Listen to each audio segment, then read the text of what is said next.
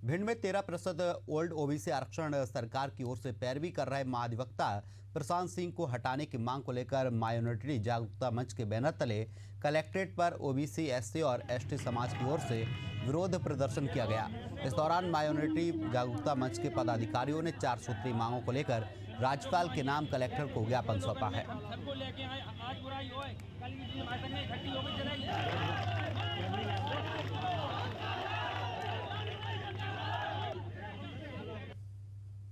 आरक्षण जो लंबे समय से हम सब लोगों की मांग है। समूचे एससी, एसटी, ओबीसी माइनॉरिटी के लोग आज बड़ी संख्या में रोडों पर निकलकर राज्यपाल के महोदय के नाम से हम लोगों ने ज्ञापन पत्र सौंपा। हम लोगों की मांग है कि जो 27% आरक्षण लंबित है उसको जल्द दिया जाए और जो 27% आरक्षण की महाधिवक्ता जनरल एडवोकेट प्रशांत सिंह जी सरकार की ओर से पैरवी कर रहे हैं, मेरी सरकार से मांग है कि उन्हें हटाकर कोई इसी विचारधारा, इसी सोच के व्यक्ति से, जनरल एडवोकेट से सरकार पैरवी कराए, जिससे हम लोगों का जो आरक्षण लगातार सरकार कह रही हम देना चाहते, विपक्ष के लोग सब तैयार हैं, पूरी ताकत से लड़ाई लड़ रहे हैं, सभी राजनीतिक दलों इस 27% आरक्षण की लड़ाई लड़ रहे हैं। न्यायालय कह रहा है कि हमारी तरफ से कोई रोक नहीं। आखिर से रोक लगी कहाँ हुई है?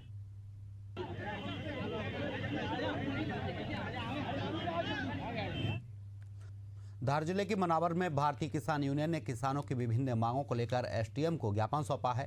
भारतीय किसान यूनियन की मांग है कि यूनियन ने ज्ञापन में बताया किसानों की खरीफ की फसल पककर तैयार है, लेकिन किसानों की फसलों को समर्थन मूल्य पर खरीदने का पंजीयन अभी तक प्रशासन ने शुरू नहीं किया।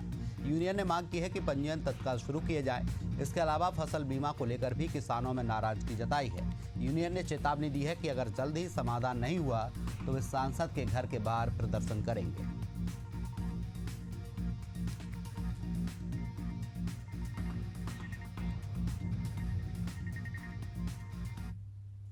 नीमच में प्रधानमंत्री आवास योजना के अंतर्गत आवास आवंटित होने के बाद भी हितग्राहियों को आवास नहीं मिले हैं, जिससे आक्रोशित लोग कांग्रेस जिलाध्यक्ष तरुण बाहेती के नेतृत्व में कलेक्टर कार्यालय पहुंचे, जहां उन्होंने नगरपालिका मुर्दाबाद, प्रशासन मुर्दाबाद के नारे लगाते हुए कार्यालय के बाहर धरना दिया है।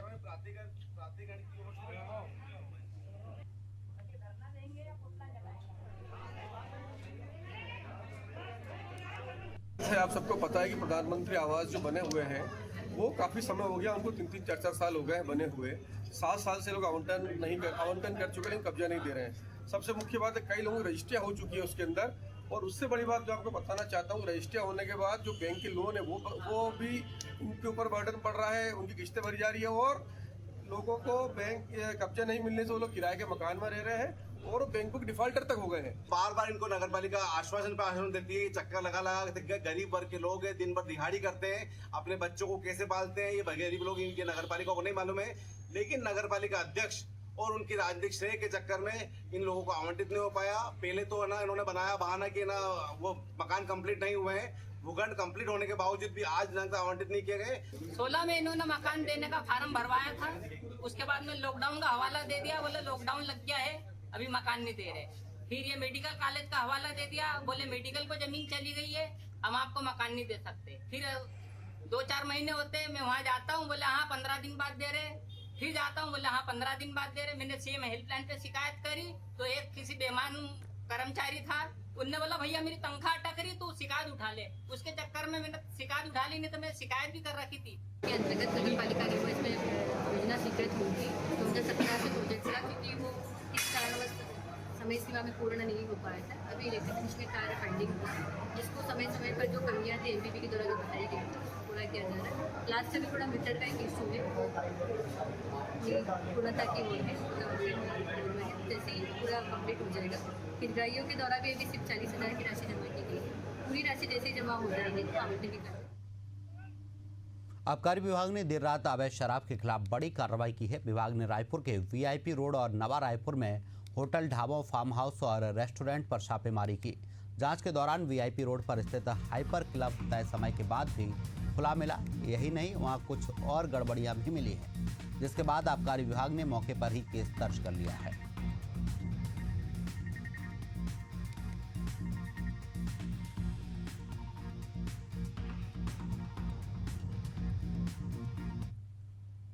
राजधानी भोपाल से एक युवती के हाई वोल्टेज ड्रामा का वीडियो सोशल मीडिया पर खूब वायरल हो रहा है, जिसमें वो एक युवक की पिटाई करते नजर आ रही है। घटना के दौरान युवक ने खुद को बचाने की कोशिश भी की, लेकिन युवती का गुस्सा थमने का नाम नहीं ले रहा है।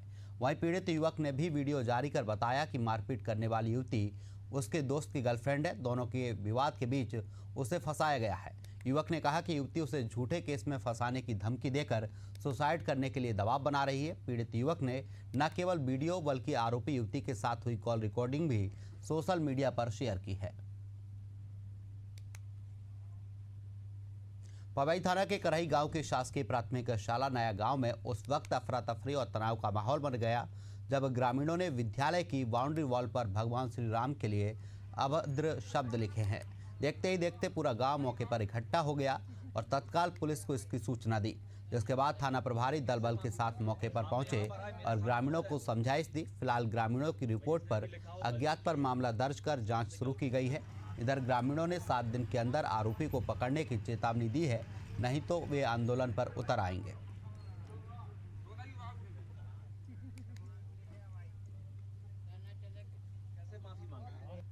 स्कूल की बाउंड्री में कुछ लोगों ने हमारे श्री राम जी के बारे में गलत शब्द लिख दिए थे, तो हम लोगों ने थाने में सूचना दी और थाने में टीआई साहब मौके पर पहुंचे और उनने वहाँ की जांच की। देखा वहाँ पर लिखा हुआ था, गलत शब्द लिखे हुए थे, तो हम लोग थाने आए थे और यहाँ FIR करवाई है और उन्होंने 7 दिन का आश्वासन दिया है। तो अगर 7 दिन तक नहीं हो रहा है कुछ भी तो हम लोग धरना प्रदर्शन करेंगे।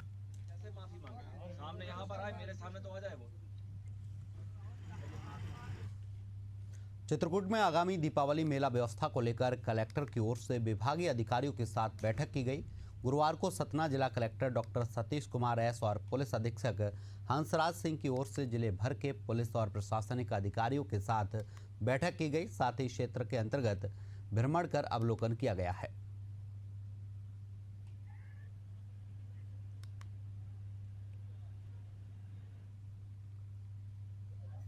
महीने के बाद दीपावली का मेला यहाँ होगा। यूजुअली वो 5 दिवसीय मेला रहता है और करीब 30 लाख से कम लोग यहाँ 5 दिन मिल के आते हैं। उसके संबंध में सुगम आवागमन श्रद्धालुओं को हो, उनको सही जगह में पार्किंग व्यवस्था हो, पीने के पानी शौचालय की व्यवस्था हो और सुरक्षा व्यवस्था हो और सुगम आवागमन हो। इसकी दृष्टि से एक शुरुआती बैठक हमने आयोजित किया है।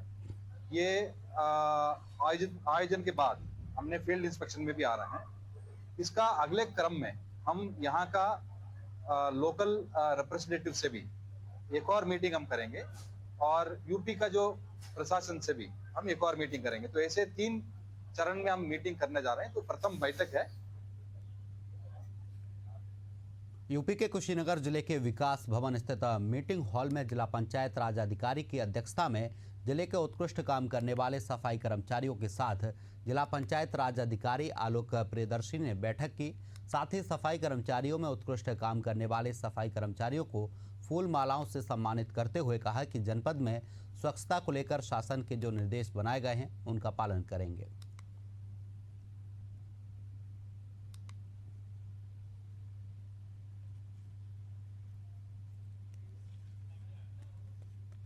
विदिशा में यश ट्रेडिंग कंपनी के मुनीम अमित रघुवंशी को घायल कर 15 लाख की लूट का प्रयास करने वाले आरोपियों को पुलिस ने गिरफ्तार कर लिया है। आपको बता दें 9 सितंबर को HDFC बैंक से 15 लाख रुपए निकालकर मोटरसाइकिल से नई मंडी जा रहे अमित रघुवंशी को ओसवाल गार्डन के पास 2 अज्ञात व्यक्तियों ने लोहे की रॉड से हमला कर रुपए से भरा बैग लूटने का प्रयास किया था।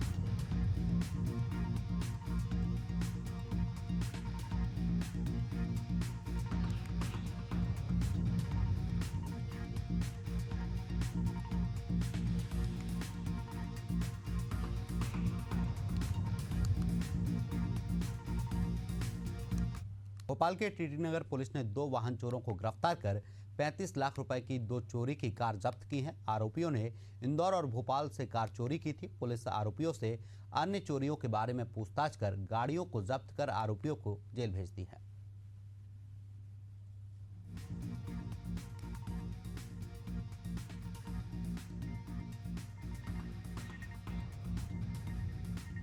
सूचना प्राप्त हुई कि 2 व्यक्ति जिन्होंने संभवतः वैगनआर चुराई है और भी चोरी करने का प्रयास करने के लिए यहाँ घूम रहे हैं, तो सूचना की तस्दीक के लिए पुलिस फोर्स मौके पर रवाना हुआ था। तो 2 संदेही व्यक्ति मिले थे, एक अनूप सिंह और दूसरा अहमद हुसैन। दोनों को थाने लाकर पूछताछ की गई। जब इनसे पूरा नाम पता पूछा गया तो इनके आपराधिक रिकॉर्ड देखे गए। कई प्रकरण पर पूर्व से चोरी और नकबजनी के पंजीबद्ध थे और सख्ती से पूछताछ की गई तो इन्होंने वैगनआर गाड़ी चोरी करना बताया था। इनकी निशानदेही पर वैगनआर गाड़ी बरामद की गई है। घटना वैगनआर चुराने के लिए इन्हें जिस कार का प्रयोग। खबर करदा जिले से है, जहां सूदखोरी और ब्लैकमेलिंग का खुलासा करते हुए पुलिस ने महिला सूदखोर अमीना ताज और उसके सहयोगी राकेश साहू को गिरफ्तार किया है। आरोप है कि महिला सूदखोर ने 50,000 रुपए दिए थे और फिर ब्लैकमेलिंग कर 6 लाख रुपए वसूल लिए। परेशान होकर पीड़ित ने पुलिस से मामले की शिकायत की। कबरदा पुलिस ने तत्काल कार्रवाई करते हुए आरोपी महिला को हिरासत में लिया और उनके ठिकानों में छापेमारी कर भारी मात्रा में ब्लैक चेक, स्टाम्प पेपर जैसे दस्तावेज जब्त किए हैं। अवैध सूदखोरी और अवैध ब्याज, अत्यधिक ब्याज रकम वसूलने के संबंध में पुलिस अधीक्षक महोदय के पास में कुछ लोगों के द्वारा शिकायत की गई थी, जिसके तारतम्य में पुलिस अधीक्षक महोदय श्री धर्मेंद्र सिंह के निर्देशन में थाना कोतवाली की टीम ने एक मझगांव रोड निवासी जो है महिला अमीना ताज नामक महिला है, उसके खिलाफ छत्तीसगढ़ रेडियो के संरक्षण अधिनियम और BNS की धारा 308(2) और 335 के तहत में कार्रवाई की गई और उसे गिरफ्तार करके रिमांड पे भेजा गया है। इस महिला के ऊपर में प्रार्थी ने आरोप लगाए थे कि वो डेली 10% के से भी अधिक के रकम से जो है वो ब्याज वसूलती थी।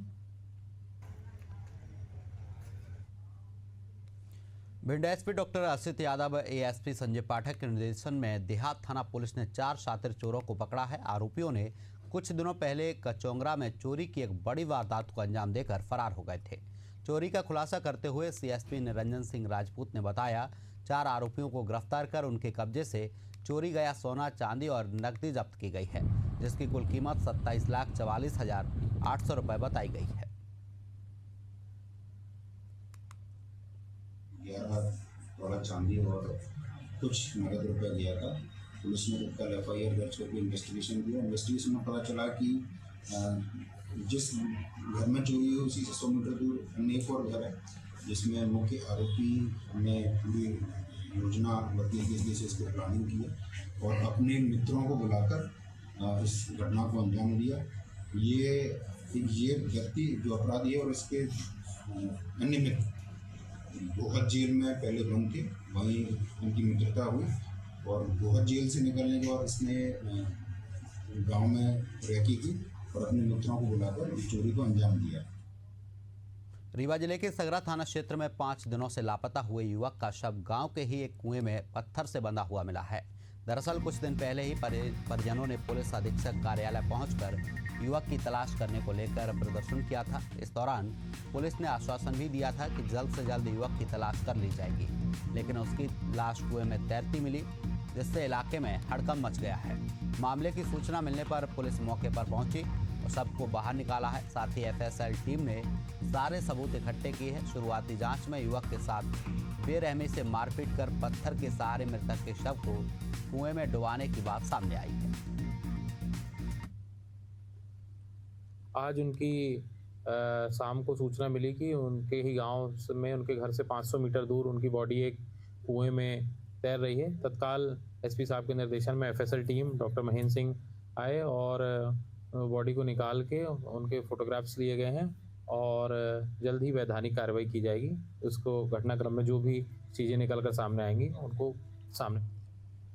देहरादून में मुख्यमंत्री पुष्कर सिंह धामी ने गुरुवार को IT पार्क स्थित राज्य आपदा परिचालन केंद्र से प्रदेश भर में अतिवृष्टि से प्रभावित क्षेत्रों की समीक्षा की। मुख्यमंत्री ने चमोली जनपद के नंदानगर क्षेत्र के आपदा प्रभावित गांवों में बचाव और राहत कार्यों को और अधिक गति प्रदान करने के निर्देश दिए हैं।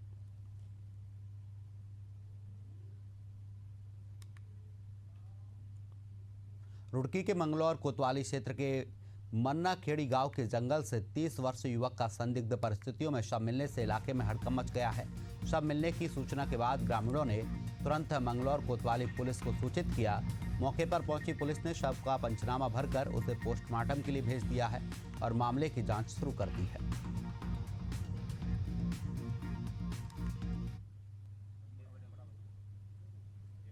देखिए, सुबह जो पुलिस को सूचना मिली है, सूचना के अनुसार पुलिस ने जो वहाँ रिस्पॉन्स किया तो एक व्यक्ति जो करीब 30 साल के आसपास की उम्र उसकी बताई जा रही है, फैक्ट्री में काम करता था। रात को घर पे आया, किसी चीज़ को लेकर विवाद हुआ तो सुबह उसकी बॉडी लटकी हुई मिली है। प्रथम दृष्टया मामला सुसाइड का प्रतीत होता है। बाकी पुलिस पूरे तथ्यों पर पड़ताल करेगी, क्या कारण थे, कैसे थे, उसके हिसाब से फिर हम आगे लीगल कार्रवाई करेंगे।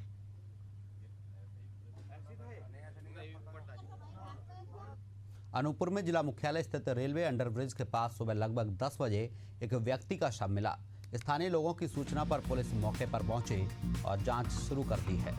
फिलहाल मृतक की शिनाख्त नत्थू पॉल के रूप में हुई है। वहीं पुलिस ने पंचनामा बनाकर शव को पोस्टमार्टम के लिए भेज दिया है।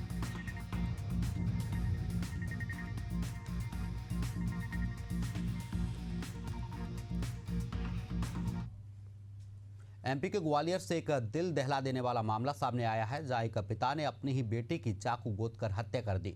इतना ही नहीं, हत्या करने के बाद खुद थाने जाकर मामले की जानकारी दी। बताया जा रहा है कि दोनों के बीच किसी बात को लेकर विवाद शुरू हुआ। देखते ही देखते विवाद इतना बढ़ गया कि आरोपी पिता ने चाकू से बेटी पर ताबड़तोड़ वार किए और उसे मौत के घाट उतार दिया। फिलहाल आरोपी को पुलिस ने गिरफ्तार कर लिया है और हत्या की वजह जानने की कोशिश की जा रही है।